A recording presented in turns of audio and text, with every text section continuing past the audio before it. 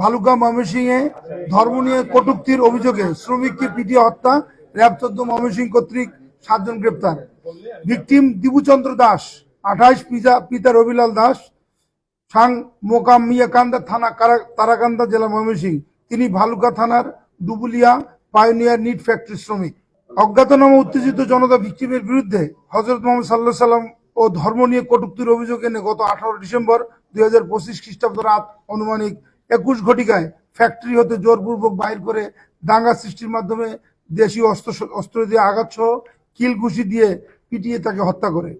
পরবর্তীতে ভিকটিমের লাশ জমির দিয়া স্কয়ার মাস্টারবাড়ি বাস স্ট্যান্ড, ঢাকা ময়মনসিংহ মহাসড়কের মাঝখানের আইল্যান্ডের গাছের সাথে ঝুলিয়ে আগুন ধরিয়ে দেয়, যার স্থির এবং ভিডিও চিত্র সামাজিক যোগাযোগ মাধ্যমে ছড়িয়ে পড়ে।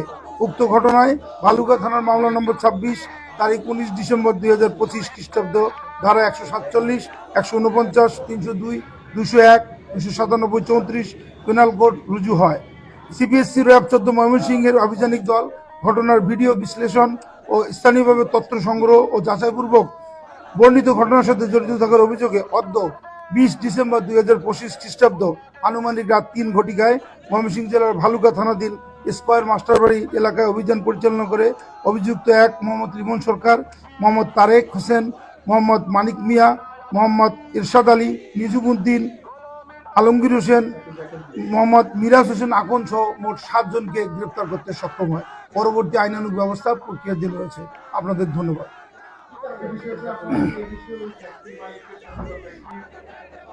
হ্যাঁ, ফ্যাক্টরির কর্তৃপক্ষের ফ্লোর ইনচার্জ এবং ওখানকার ম্যানেজারকে আমরা অ্যারেস্ট করেছি, কারণ ঘটনা সূত্রপাত হয় 4টার সময় এবং এই ফ্যাক্টরির ফ্লোর ইনচার্জ তাকে ইস্তফা দিতে বাধ্য করে এবং ইস্তফা দেওয়ার পরে উত্তেজিত জনতার কাছে সে হ্যান্ড ওভার করে দেয়। পুলিশের কাছে কেন হ্যান্ড ওভার করেনি এবং তার নিরাপত্তা কেন নিশ্চিত করেনি, সেজন্য সংশ্লিষ্ট কর্তৃপক্ষ যে পায়োনিয়ার নিট ফ্যাক্টরির 2 জন এমপ্লয়িকে আমরা অ্যারেস্ট করেছি। এই 7 জনের ভিতরে 2 জন এমপ্লয়ি আছে।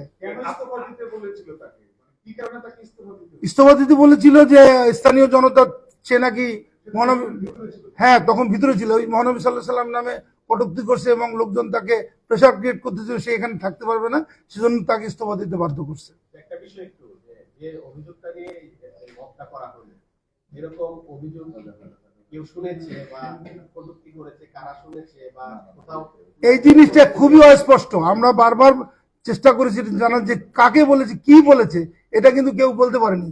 এবং আমার মনে হয় যে উত্তেজিত জনতা আর কোনো প্রিভিয়াস এনিমিটি কারোর সাথে কোনো ছিল কিনা সেটা আমরা তদন্ত করে দেখব। কিন্তু একটা লোককে এই অভিযোগে মেরে ফেলা এবং গাছের সাথে ঝুলিয়ে তাকে হত্যা করা, মানে আগুন দিয়ে হত্যা করা, এটা কিন্তু কোনোভাবেই আইনে কভার করে না এবং আমরা কোনোভাবেই, সরকার এবং আইন শৃঙ্খলা বাহিনী এটাকে কোনোভাবে স্পেয়ার করবে না।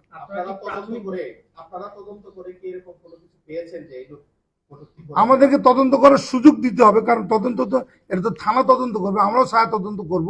কিন্তু প্রাথমিক স্টেজে তাদেরকে আমরা অ্যারেস্ট করলাম, এখন তাদেরকে রিমান্ডে নেওয়া হবে, রিমান্ডে নিয়ে ফার্দার আরো তথ্য সংগ্রহ করা হবে। কোন রাজনৈতিক পরিচয় আমরা এখন পর্যন্ত জানি নাই।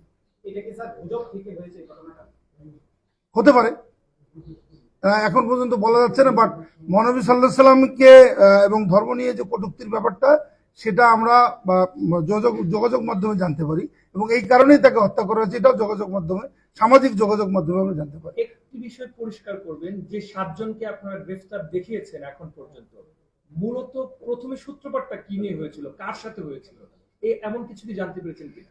সূত্রপাত কার সাথে হয়েছিল, সূত্রপাত তো হয়েছিল এটা নিয়েই, ফ্লোরেই তাদের সাথে বাকবিতণ্ডা শুরু হয়ে গিয়েছিল এবং তাকে কোনোভাবে আর ফ্যাক্টরিতে রাখা যাচ্ছিল না। বাইরের লোকজনের প্রেশার ছিল, ইনসাইডারদের প্রেশার ছিল, সে কারণে তাকে ইস্তফা দিতে বাধ্য করেছে এবং উত্তেজিত জনতার কাছে হ্যান্ড ওভার করে দিয়েছে। শুরুটা কার সাথে হয়েছিল, একজন বা দুজনের তো নাম থাকবে, এরকম কি কিছু পেয়েছেন? আমরা যাদেরকে অ্যারেস্ট করলাম, এদের ভিতরে কিন্তু হিটার আছে। হ্যাঁ, তাকে জিজ্ঞাসাবাদ করলে হয়তো জিনিসটা বের হয়ে আসবে, একটু সময় দিতে হবে। না, হিটার সন্দেহ করার কিছু নেই। মোহাম্মদ তারেক এখানে আছে, সে হিট করছে। এইটা এই মুহূর্তে এই জনসম্মুখে মানে মিডিয়াতে বলা যাচ্ছে না, তাকে আমরা, সে আমাদের নেটওয়ার্কের মধ্যে আছে, আমি ধরবো তাকে, এখনো হয়নি। দিচ্ছি আপনাকে, দিচ্ছি। এমনিতে আপনাদের তো তদন্ত বা অভিযান কার্যক্রম যেহেতু অনেক লোক জড়িত ছিল, এটা তো 150 জনের নামে মামলা হয়েছে। পরিবারে 150 জন অজ্ঞাতনামার নামে মামলা হয়েছে। এখন সরাসরি কাউকে ইয়ে করা হয়নি, আমরা ভিডিও ফুটেজ দেখে দেখে কিন্তু এদেরকে অ্যারেস্ট করেছি, এবং যাদেরকে অ্যারেস্ট করেছি সবাই ঘটনাস্থলে ছিল। পরিবারের একটা অভিযোগ আছে যে তারা মানে ছেলেটা দীপু বাটন ফোন চালাতো, তার কোনো সোশ্যাল মিডিয়ার অ্যাকাউন্ট ছিল না। এবং একই সাথে পরিবারের একটা অভিযোগ আছে ভেতরে যারা ওই শ্রমিক আছে তাদের একটা টান সমিতি আছে, টান সমিতির কোনো একটা ঘটনা থেকে এই ঘটনার সূত্রপাত হতে পারে। আমি আপনাকে বলছি যে আমরা কিন্তু প্রাথমিকভাবে আছি, আমরা যে তদন্ত করছি এবং আমাদের